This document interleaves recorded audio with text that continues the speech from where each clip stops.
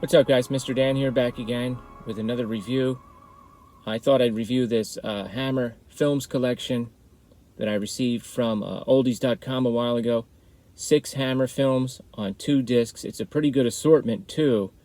And, you know, the other day, Brad from Bronco Juggalo reviewed Frankenstein and the Monster from Hell, which is the last film in that series. And he said something along the lines of, you know, I kind of delayed this because, you know, I'm almost sad that it's over.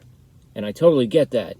There are very few Hammer films that I haven't seen yet, especially the sort of the bigger, well-regarded ones. And for example, I have actually not finished the Dracula series, and I'm almost like saving it. You know, I don't want it to end. So I totally get that. So I thought reviewing this collection might be a good introduction for somebody who may not be too familiar with Hammer.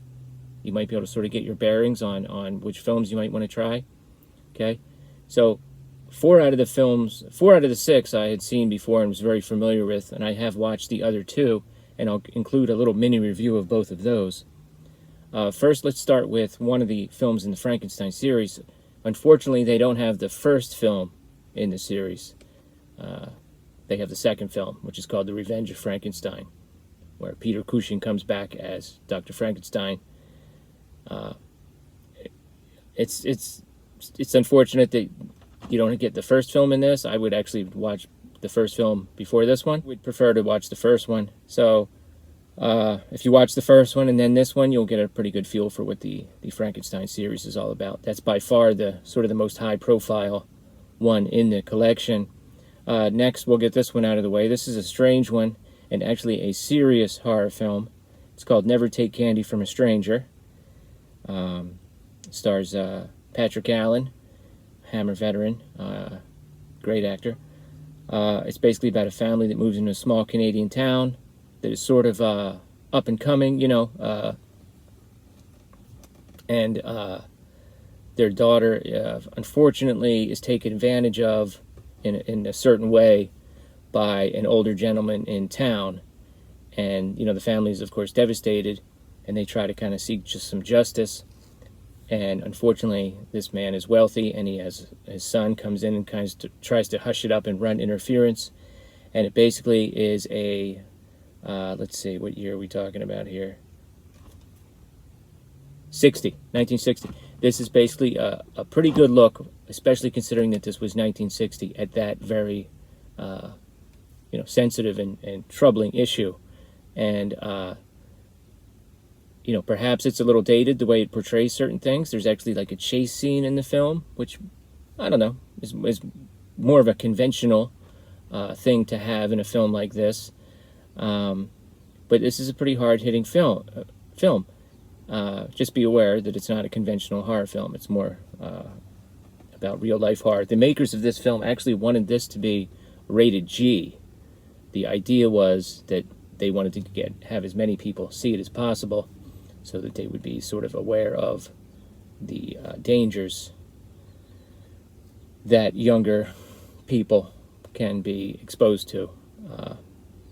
You know, obviously now in our modern age, this issue is now compounded with social media and so forth, but this is a pretty good look at that issue from 1960. And for once, by the way, I agree with the British censors. You know, they were usually kind of uptight, and unfortunately, you know, there's made a lot of the Frankenstein movies. The makers cut out a few seconds here or there of gore, but in this case, I kind of agree with them. I don't. This could not be rated G. Goodness. So next, let's do. We have 2 mini Hitchcocks on here. Now, the mini Hitchcocks were films that Hammer made in order to sort of keep their success train rolling. You know, they did The Werewolf, The Mummy, Frankenstein, Dracula, even other films like The Gorgon and Plague of Zombies. You know, you watch some of them, we might lose sight of the fact that these were pretty big budgeted films for the time. Even a movie like The Gorgon, which is, you might say the creature effects might even be a little goofy, but the sets, these were very expensive films. So they decided to make some smaller films that typically didn't have a supernatural element or no creature effects and relied on suspense. Kind of the way that made-for-TV movies kind of had to rely on that because of they didn't have the big budget. So these films were dubbed the mini Hitchcocks, and Hammer actually embraced that that description, which was smart of them. So I've always thought there were 4. I've seen lists that include a lot more than that, but my 2 favorites are on this collection, Maniac and The Snorkel. Maniac is a movie that takes place in a small French town where a struggling artist who kind of gets stranded there is caught up in a scheme to break a widow's husband, not a widow, a woman's husband out of jail. He's considered a local hero in the village because he got his revenge on the person who assaulted his daughter. So the idea is they're going to break this guy out of jail, and then he's going to go on a separate way, and now the gentleman can perhaps pursue a relationship with the woman. She also has a teenage daughter who expresses interest in him as well. So you got like a little triangle going on, and there's some twists and turns at the end, and it's just pretty good. It's a good film. Next is The Snorkel. The Snorkel is interesting because this is not a whodunit. You find out who did it in the first 2 minutes, okay? There's an evil-ass stepfather in this, and this guy's a real bastard. I mean, you know, and it's one of these movies where you don't have to think about the twist. You can just enjoy the ride, okay? Because it's basically about a stepfather who has murdered a few people, maybe, okay? And his stepdaughter suspects him. Nobody else believes that he is guilty. He has basically used a snorkel, of all things, in a very clever way to commit murder. It's pretty interesting. So she doesn't quite know how, but she just suspects him. And he actually uses the snorkel in another way to create an alibi. It's a pretty clever movie. I mean, I really enjoyed this. Just a fun one. Let's see. Next, we have the films that I hadn't seen. Creatures the World Forgot. Okay, I know that they made a series of like caveman pictures. I don't know how many. I think there's 3 or 4 of them. This one is called Creatures the World Forgot. It doesn't have a whole lot of creatures in it. It's basically the trials and tribulations of a caveman tribe. There's no dialogue in the film. They speak in grunts the whole time and hand motions and things like that. And it basically just tells the story of their leadership struggles and their encounters with another tribe, which they sort of unify with. And then at the end, there's a rival tribe which tries to kidnap some of their women and take them to a cave. There is where you do find the one creature that's kind of threatening, and that is a bear, which is actually a man in a bear suit. One of the worst bear suits you've ever seen. This is an example of something I probably wouldn't have gone out of my way to watch, but it was on this collection, so I figured I'd give it a shot. And it was kind of enjoyable.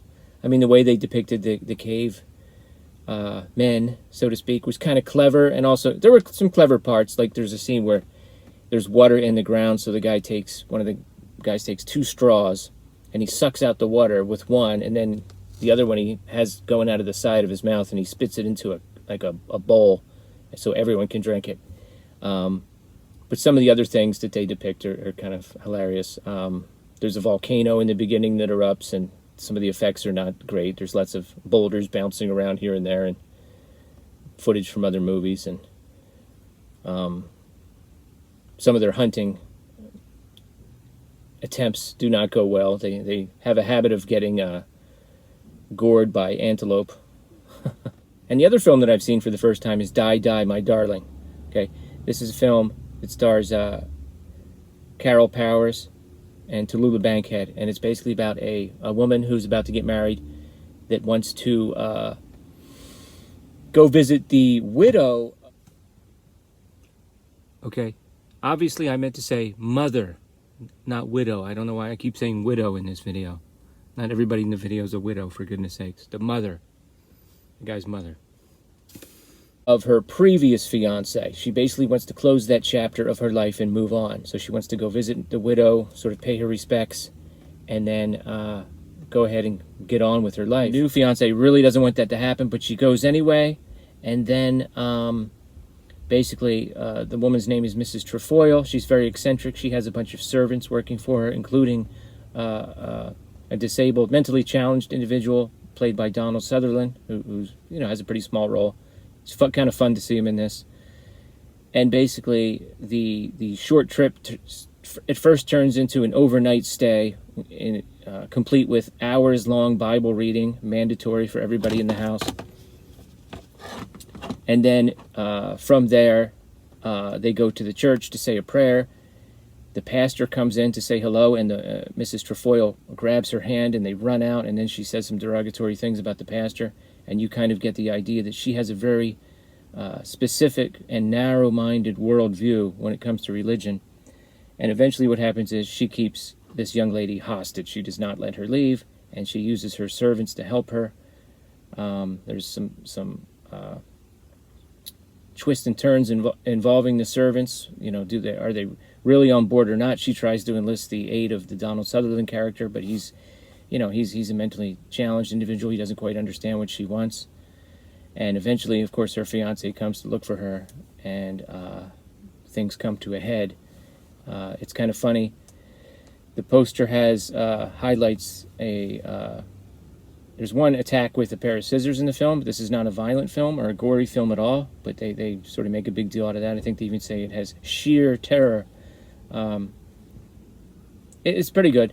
I mean, it's a pretty low-key film. Tallulah Bankhead as Mrs. Trefoil is a piece of work. I mean, she's an eccentric character.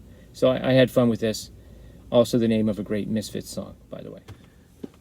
Okay, so I wouldn't say these were the perfect 6 films to introduce somebody to Hammer Films, but it's a pretty good selection. You get a pretty good assortment of different types of films. For those of you that are Hammer fans, what would be your 6 films that you would list for somebody to get them interested in Hammer Films? And have you guys seen any of these films?